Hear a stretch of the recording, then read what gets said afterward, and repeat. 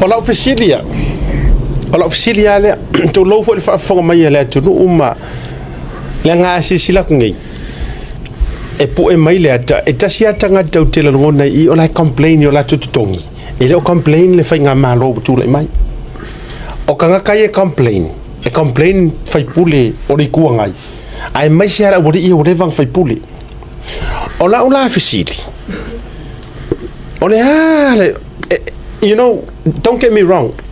Samoa, se fak sa laukana. O kanga kangi. Ola ngokong. Ali atu. Yeah. O le ala lo tu manatu. Are you expecting us or do you want us to feel sorry? Kau karang ada le fa. Ala me la fa ese o ko fa ese no fa ngarungal maro. Ala me la nga ao ai le complain. Wa fa la lo au ma po me la karo au. E de singarungal au fa kan ku mai. La me la kangi se me de singarungal fa. Ngal mo fofo fa pa ka ka mo fongo ai mga alko ko sa ya do ko me la karo a foi la na mai fole mana ya to na fai pule el fase to a wale ma tua fa tele mai bela ni to ila to la complain mai mala ko la complain mai a wa si lo foi la samo a ia kia uia a fai fo a yengi si e le o ki le complain tanga ta fai ngal malo. Yeah. But understandable. E malava. A fasea fo mai a fasea leo a fasea ia pai malafai. Yeah, maybe ola yele mafuanga. Ai ka ke malama fo. O tutongi ona tangata ni. Elingi maku wako kongi kele. A faila ola fasea fo mai ko fikur fanga. Ai nga o yele ka fai ngaruenga. O ke malama. Ai a fasea ka nga ore aru kulowa nga ole haru ese nga me fai o il fongo le ese nga ruenga kele o lai fai uma CEO suma me uma ai pay mai o ka ni koko ese ka siri o nga la koma mama mele kupu o fai pule ai o highlight mai fai pule nga o la ka siri ka mama mama mele wa ni fale kongi o la kongi fai pule ai la fa tu la tala le ya te o mahana fer ka ku an ko wo para fuai ku malu Wana ngone e nganga le kala le fai au mai la tau pule o te alu ai o te tautua are me kele nga ka fa mangi ngonga le upu kaukua o kaukua e kere nga rue mo so kaui e nga rue no ko kongi o e le se kaukua nga me o fea to upu o lele le se ka ya o paro ka fa kwa umanginga ko wo e sufi mai finga ngalo kangaka fa apili mai la ngono tangata au mai la ko pule se e mako ko kuai are ko mai ko complain ko ai se complain ia la le atawa se complain ia fa pe mai ele o manino lavar mafuanga o le mako mangingo o mafuanga o mo ka o mafuanga e o le malo la wa mai le sosoangia to low the declarations na au mai fa ai lo mai ai le maria la yo pa mo ko ka foi la malo le fa sa lo fa mai o la malo le son ko ale mo ko so mai la malo ko wa ai ka e ko mi muli al menge o fai pule ma fonga ma CEOs fa mo ko ngi ala ko le ma la ko ngi le la lo mo el fa su lo fe kausang tangata le fa ya na fa mo muli ala uri le kangi kupe and I think for a very long time the most well paid obviously have been the first yes, the members of parliament. So they've benefited off a system that protects and rewards them far beyond what the average citizen receives. So do they deserve empathy? I guess everyone deserves empathy, but it's very shallow when it's being presented this way. Fatula te tala le tawa o tele tulo of yonga fai pule so le nga se complain mai ngai ka faingar ngai e faingar ngai ye kai faka la je complain ia mai la complain mai nei tanga tana ya ka ku ki sa fa e kai fiaringi roughly o le ko ngam kongi de mo ko nga kongi la uri ka ser kongi ai de ko kan se kongi longo ma sin I think last size it could anywhere between 80,000 and 110 or 20,000. 120, 80 to 100, depending po ala ko komiki la, wa ifa po pongo. And then on top of that, alone. Yes, and also the benefits with cars. But travel. That's a very privileged position to be in. Ale no da fayatu. a sai mai ka ngaka fai ngā ruenga o te whatu pēra pēra e ngangu o mai e runga o matanga ruenga te telea nei pe e riri whaere kele o nganga whai ngā ruenga o leo whare mai, fō mai ma whai a onga ia ula a whai e complain mai ngai ka ke malama fō ali eto tate malama lele a o filosofi la lea kusi mai article ngai ai whailo mai se complain tu lau whai pule mo ke le nganga vale a o le complain mai ai ma whai pule i le melea ma au te I know for a fact e le ma whai nga complain nga koe complain se malo ni whai pule le malo o le lau ke mana malama se lau pasenge le complain fast e le o le fast la le complain e tu watu foi la i tangata fou ia le HRPP o ke rangonga foi la mana malama a o kama ia le o ka kau na wuri ia le sa o le nga e wuri kua ia le ngai mea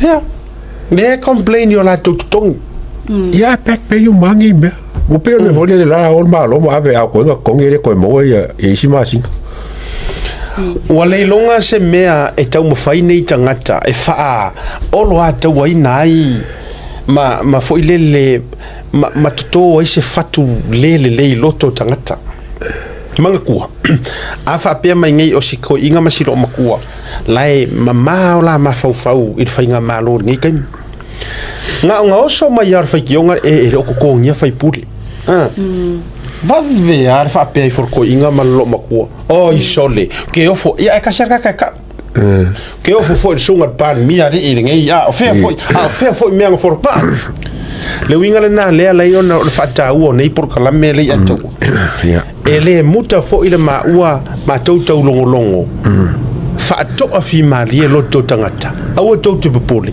o kangaka ye complain o kangaka e feo ai ka vale malo e ka u fua o pensingi ka vale i kuper malo fa o nga malako fa nga u kuper malo fele le solo i kuper malo o kangaka kongwa ye le complain le winga nga lu fa kwai o se worry nga me mo e ka ke popole e le se mera ka ko popole i fo ora ke la ko kupi pole ai ngi se ka kaula mua ine lango inga ma fa ma avenga so le ka fia fa longo kwa li atu mana ta fia fa longo kwa fa pe mai fai pule le pe mo o e ngi se ola ka ngo fa pe e se fai pule ola ri poki mai fa pe mai honorable ASIATA Vauliko wants the public service to be paid first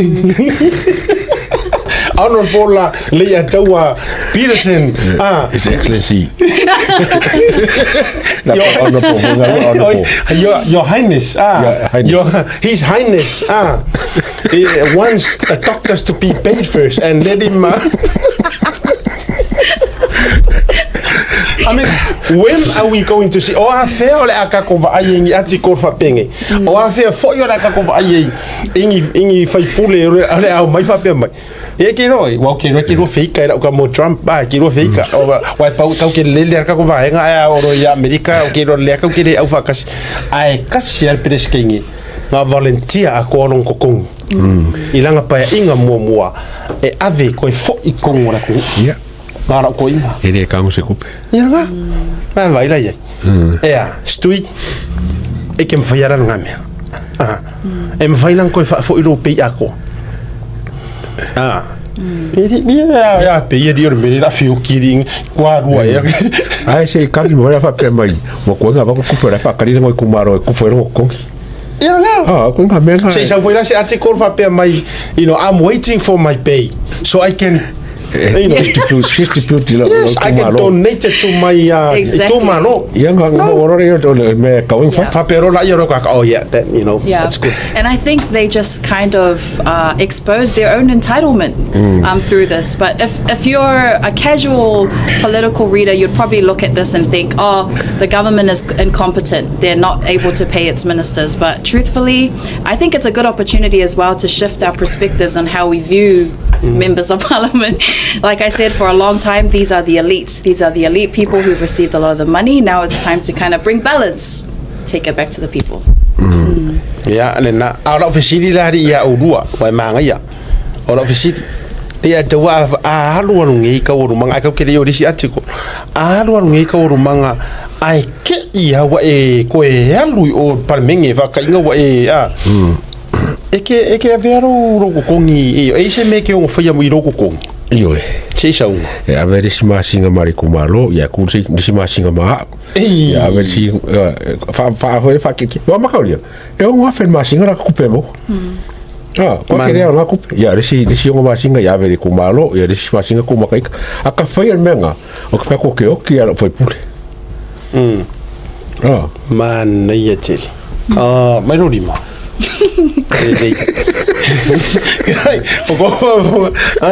le ai ngai taua ai nana ta faia tole o pe ia sa fa ia i kangi ai o ke kuri lo ai ngale upule o e faile ku lo tu malo e au mai lo pule o te alu ai o te tutua le upule ko se upule ke e kangi ai o kalinga i kai mi uma o te le loa po le atonu se mala maanga o fai pule i le fai ngor kala rea fa mai au mai o ke alu to serve service is free no pay really they are there to be served